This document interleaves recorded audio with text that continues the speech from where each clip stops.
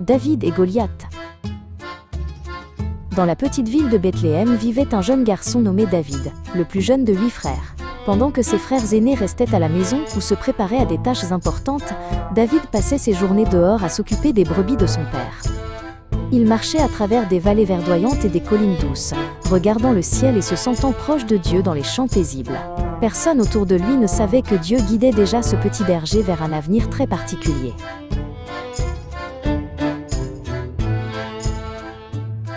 Lorsque David gardait les brebis seuls, le danger arrivait parfois discrètement depuis les collines et les endroits sombres voisins. Des animaux sauvages tentaient d'emporter les brebis, mais David ne fuyait pas et ne les abandonnait pas. Il tenait bon et faisait de son mieux pour les protéger, en faisant confiance à Dieu pour l'aider. À travers ces moments calmes mais difficiles, David apprit à être courageux et à compter sur Dieu.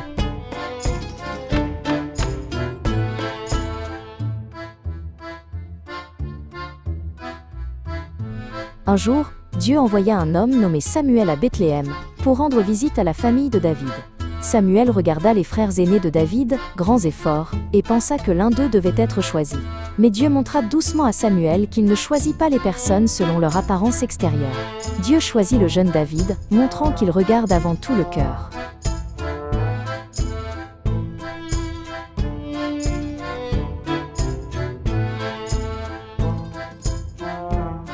Devant son père et ses frères, Samuel versa de l'huile sur la tête de David pour montrer le choix de Dieu. À partir de ce jour, David fut choisi pour un rôle important, même s'il était encore très jeune. Pourtant, rien ne changea immédiatement, et David retourna au champ comme auparavant. Il avait confiance que le plan de Dieu s'accomplirait au bon moment et il attendit avec patience.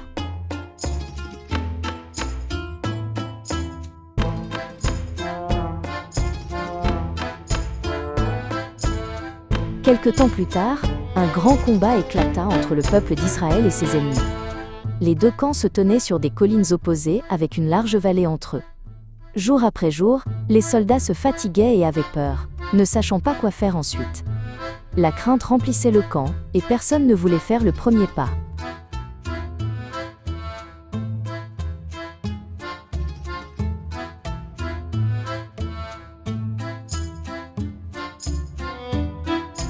Chaque matin et chaque soir, un immense guerrier nommé Goliath s'avançait dans la vallée.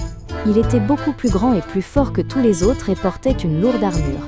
Goliath criait fort, se moquant des soldats et insultant leur Dieu. Les soldats l'écoutaient avec peur et se sentaient de plus en plus petits chaque fois qu'ils entendaient sa voix.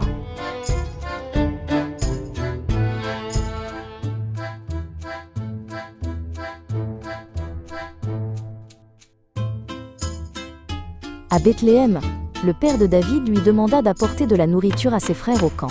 David obéit avec joie et se rendit à l'endroit où se trouvaient les soldats.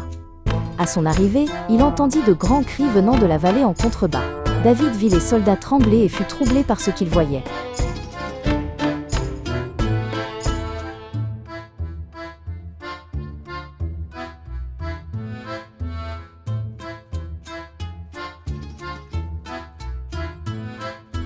David commença à demander aux soldats pourquoi personne ne parlait ni n'avançait.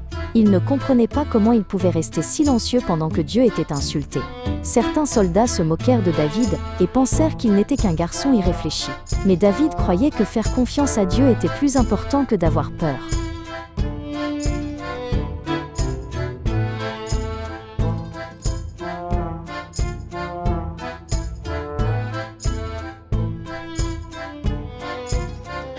Les paroles de David parvinrent au roi, et David fut conduit dans la tente royale. David parla calmement et dit que personne ne devait perdre espoir à cause de l'ennemi. Le roi regarda David et s'inquiéta parce qu'il était jeune et de petite taille. David expliqua comment Dieu l'avait aidé auparavant et comment il l'aiderait encore.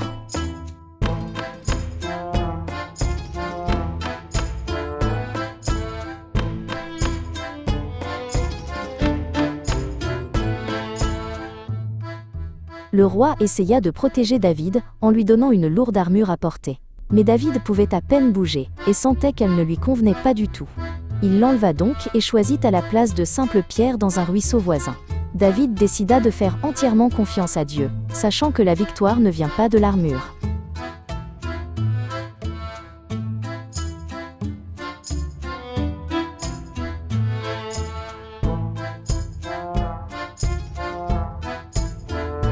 Avec une simple fronde dans une main et son bâton de berger dans l'autre, David descendit lentement dans la large vallée d'Éla, vers le géant qui l'attendait. Quand Goliath vit s'approcher un garçon si jeune, sans armure ni épée, il éclata d'un rire moqueur. Il cria des paroles pleines de colère et de terribles menaces, certain que la bataille était déjà gagnée. Mais David ne s'arrêta pas et ne recula pas, car son courage venait de sa confiance en Dieu et non de la peur du géant. Debout fermement dans la vallée, David éleva la voix, afin que les deux armées puissent entendre clairement ses paroles. Il dit que le géant venait avec des armes, mais que lui venait en se confiant dans le nom du Seigneur qui règne sur tout. David déclara avec assurance que Dieu montrerait à tous que la vraie victoire ne vient pas des épées ni de la force. Lorsque ces paroles résonnèrent dans la vallée, les deux armées restèrent silencieuses, émerveillées par la foi de ce jeune berger.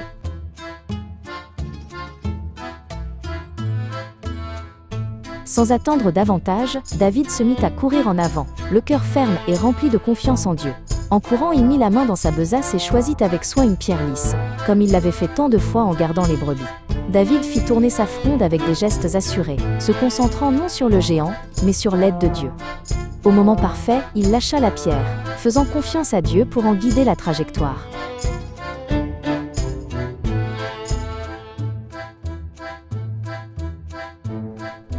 La pierre vola rapidement dans les airs et frappa Goliath de plein fouet au front. Le puissant géant chancela, perdit l'équilibre et tomba face contre terre avec un grand fracas.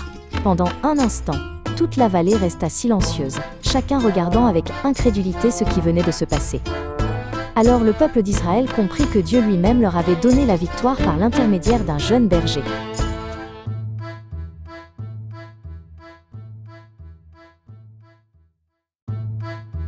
Après la bataille, David devint connu dans tout le pays, et les gens chantaient des chants sur son courage et l'aide de Dieu.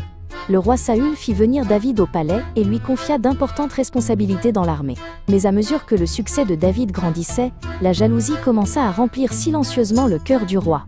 Pendant de nombreuses années difficiles, David apprit à servir fidèlement et à faire confiance à Dieu même lorsque la vie semblait injuste.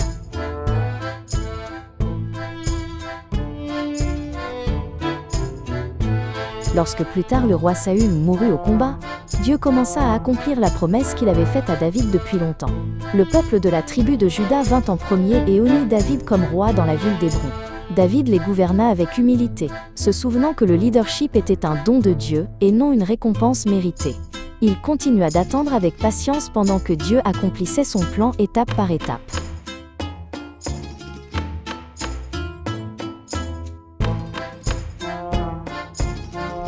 Avec le temps, les chefs de toutes les tribus d'Israël se réunirent pour reconnaître David comme leur roi légitime. Dans la joie et la célébration, ils l'honnirent roi de toute la nation. David établit son trône à Jérusalem, qui devint connu sous le nom de la cité de David. De là, il conduisit le peuple à suivre Dieu ensemble comme une seule nation.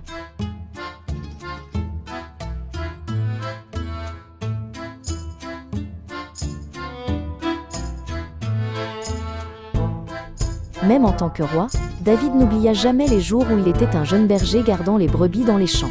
Il savait que Dieu était le véritable roi et qu'il n'était qu'un serviteur choisi pour diriger avec soin.